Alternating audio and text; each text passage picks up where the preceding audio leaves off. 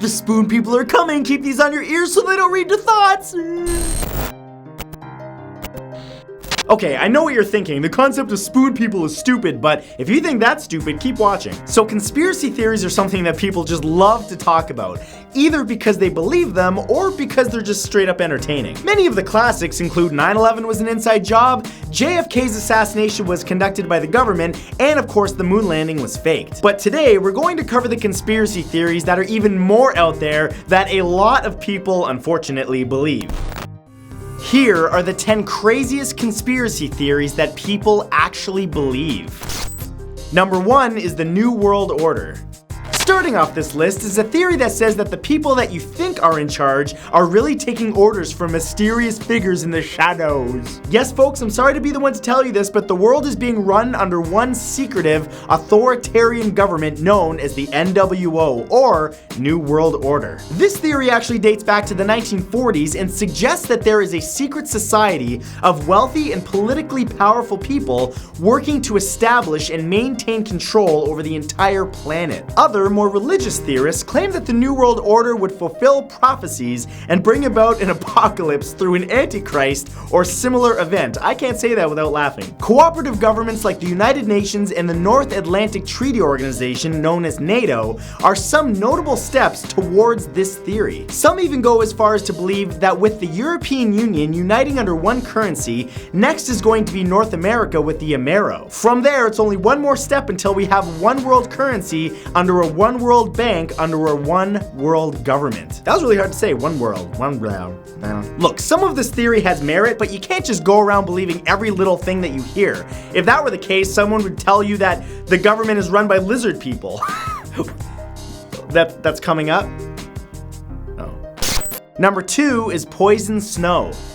If you're at the top of the government and you want to poison, say, I don't know, millions of people, what better way could there possibly be than to dump fake plastic snow laced with chemicals on a large population? Okay, well, there's probably a whole lot of ways to poison a whole lot of people, but the poison snow theory was the conclusion that many leapt to during the winter of 2014 when the city of Atlanta, Georgia experienced a snowfall. Now, while this is rare, it's not unheard of, but it still left some people believing that the government was trying to poison them. Oh, mama, what is this white stuff? I'm gonna die. Conspiracy believers state that the snow was actually a chemical that was manufactured to look like snow and was dumped on the population in order to make them sick, control their minds, or possibly even kill them. This theory stemmed from a video that a woman made a while ago trying to melt a snowball with a barbecue lighter, only to find that the snow only turned black instead of melted. Oh, this woman's never heard of science before. Okay, allow me to explain. If you hold a lighter up to a snowball, the butane or lighter fluid in the lighter gives off soot, so of course it's going to collect on the outside of the snowball, which creates a black film on the surface. Education for the crazy people! Number 3 is the government wants you sick. This one's actually kind of a well-established conspiracy theory that suggests that the medical industry, big pharmaceutical companies, and the government are working to conceal a cure for cancer and other widespread diseases. The idea behind this is actually pretty simple, which is that these organizations have an incentive to not release a cure for diseases, but to only continue to treat them. Which makes sense because a sick person for a lifetime makes a whole lot more money than a cured one. The United States alone holds 40% of the global pharmaceutical market, worth about $413 billion. Cancer and other devastating illnesses happen to create piles upon piles of money for these industries through expensive medical treatments, not to mention the colossal amount of funding that they get. As proof, many conspiracy theorists point to A-list celebrities, sports icons, and politicians at the top of the government and claim that they never seem to suffer from the conditions that the lower class people do. And their excuse for when these elite people get sick? Well, clearly they're just being brave enough to die for the secret. Number 4 is the government-created HIV/AIDS. Since 1981, when the AIDS epidemic was first reported on, theorists have claimed that the disease was created in a lab by the CIA. The conspiracy was that their intention by creating it was to eliminate all homosexuals and drastically reduce the population of African Americans, not just in the United States, but worldwide. They pointed out that the virus became widely spread soon after vaccine experiments for hepatitis B were held and claimed that only gay men were selected as test subjects. Even the former president president of South Africa stated his belief that the virus hadn't originated in Africa, but was a tool used to repress his own people. Now, while the actual origin of this virus is still somewhat disputed, most people believe that it was the result of some sort of infectious contact between a monkey and a human in the 1930s. By contact, I mean sex, you know what I'm saying? The monkey and the human was having sex, just don't have sex with monkeys, bad things happen. Number 5 is the blood sacrifice to the beast month. This one sounds cheery. Have you ever noticed that the second half of April always seems to attract horrible natural disasters, terrorist attacks, and costly accidents, and an overall devastatingly large amount of death? No, me neither. But of course, some theorists have made a note of it and believe that it's a part of an ancient religion that's still alive today. The period between April 19th and May 1st is referred to as blood sacrifice to the beast. According to the legend, ancient practitioners of the Jewish faith used to worship a sun god named Baal in ceremonies that involved a human sacrifice. So of course today, any tragedies that happen to occur during the blood sacrifice to the beast period of time are supposedly the work of the government trying to fulfill the sacrifice needs of this ancient god. Why does the government care about this? Somebody explain that to me. Makes no sense. Now, if you're wondering why they think this, some April tragedies that have been documented include the Waco massacre, the Oklahoma City bombing, the Columbine and Virginia Tech massacres, and the Boston Marathon bombing. Well, these people might be crazy, but at least they can keep track of dates. Okay. Number 6 is the Israeli shark theory. Ooh, this is a fun one. This theory was developed in December of 2010 after Egyptian tourism took a nosedive due to a series of shark attacks involving vacationers in a South Sinai resort. The Egyptian media reported that though some sharks had been captured, alarmingly they were pulled from the water with GPS devices attached to them. Now, of course, because you basically can't trust any media nowadays, they went on to reveal that the Israeli government was responsible for the sharks being there, claiming that Israel was attacking the Egyptian economy directly through scare tactics, more particularly sharks. Dumbfounded, scientists later explained that the GPS devices were planted by marine researchers as a way for them to locate and study the creatures. Also, the sharks' attraction to the coast was eventually explained as a result of people dumping dead sheep into the water, which obviously ignited even more theories. Why are people killing sheep in that area of the region en masse so much that they need to throw them in the water? But as if this theory wasn't crazy enough, this is not the first time that Israel was blamed for attacks involving animals. They apparently also use spying eagles and griffin vultures to carry out their wishes. What do these theorists think, that the Israeli government is made up of magical druids that can control creatures? Little common sense, people!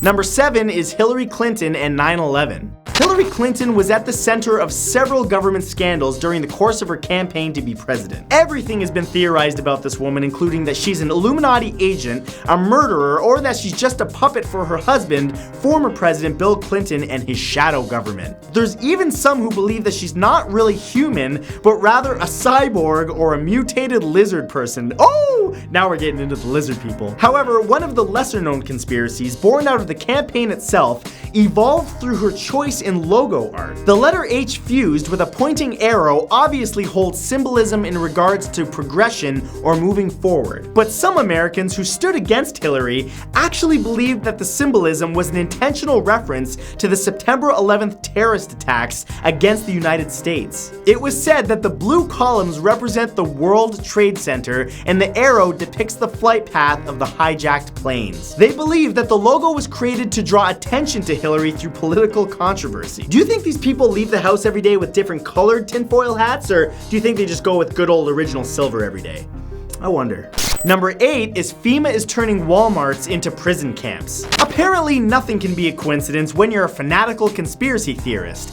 Even seemingly trivial plumbing issues. In April of 2015, Walmart stores across the southern United States were shut down because of plumbing issues. Only 6 stores in total were affected in the states of Texas, Oklahoma, Florida, and California. This proved to simply be way too much of a coincidence for the conspiracy believers, who surmised that the closures were in preparation for a massive event. Ooh, prepare yourself for this one, because it's a little out there. The supposed event that was going to happen was a covert operation called called Jade Helm 15, which would secretly put the southern states under martial law in order to confiscate guns and place political opponents into these prison camps. Going further down the rabbit hole, these Walmart prisons would be disguised as FEMA refugee camps. Maybe Walmart just had a price rollback on nut bars. Maybe that's why there's so many people that buy into this nonsense. Number 9 is Saddam Hussein's Stargate.